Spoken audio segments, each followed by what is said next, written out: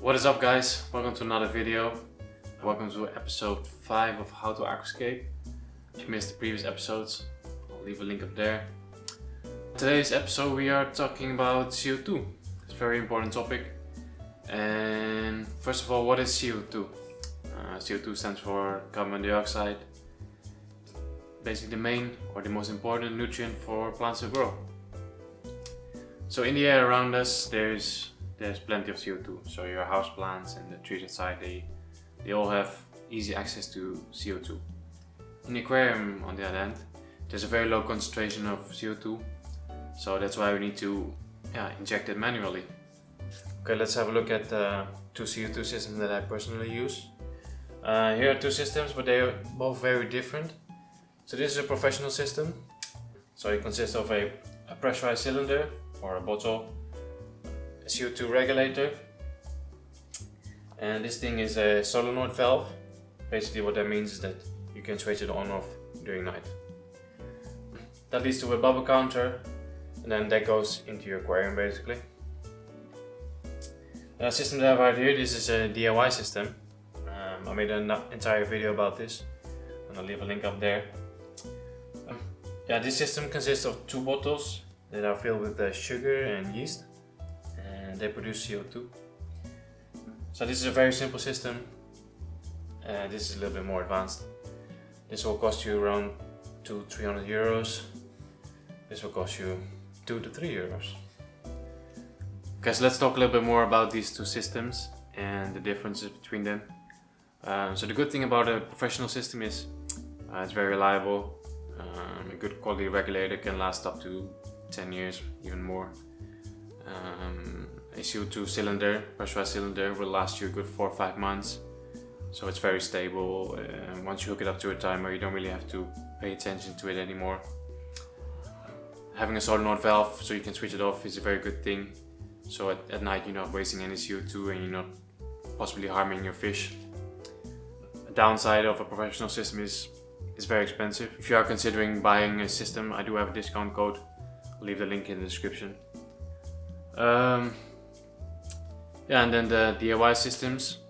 So the good thing about this mainly is just the price. It's very cheap comparing to a professional system. The downsides are it's very unstable. A bottle with the yeast and sugar will last you about 4 or 5 weeks. Another downside of the DIY system is that you can't really switch it off.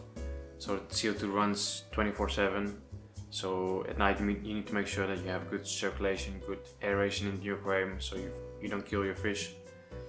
So because you can't switch it off, you are wasting a lot of CO2.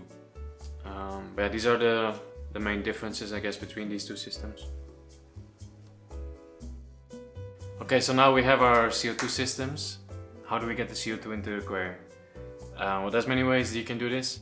Let's talk about the two, I guess, most common ways. First one is a in-tank diffuser. It's the one you can see right here.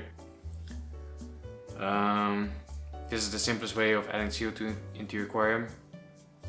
The small micro bubbles, they will get picked up by your filter and basically dispersed around your whole aquarium. And another method is with an inline diffuser. You can only use it if you have an external filter. This is a diffuser that you attach on your outflow of your external filter. I've personally never used this method, but I've heard that it produces an even finer mist than with a normal in-tank diffuser. So in the aquarium we need about 20 to 30 milligrams of CO2 per liter. You can measure this in a lot of different ways. The easiest way is with a drop checker. This is filled with a liquid that reacts to your pH levels. Your CO2 will react with the pH level. If the liquid is blue, that means you don't have enough CO2. If it's green, it means it's perfect. And if it's yellow, then you have too much CO2 in your aquarium. So this is the easiest way that you can sort of visually see if you have enough CO2 into your aquarium. So there's one more thing that I want to talk about with you guys. And it's a question that I get a lot. And that is, do I need CO2 into my aquarium? So when I first started aquascaping, I didn't have money for a CO2 system and I didn't really know anything about the DIY systems. So I went without it and this went fine. So you don't necessarily need it, but there's a couple of things that you need to consider. If you don't use CO2, you are a little bit limited by your plant choices. Your plants will grow a lot slower, and they probably won't look as good and compact as when you are using a CO2 system.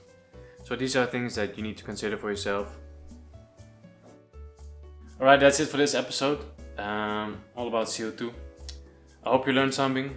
If you did, give the video a thumbs up. Subscribe if you haven't already. I'll be uploading a lot of videos in the coming days.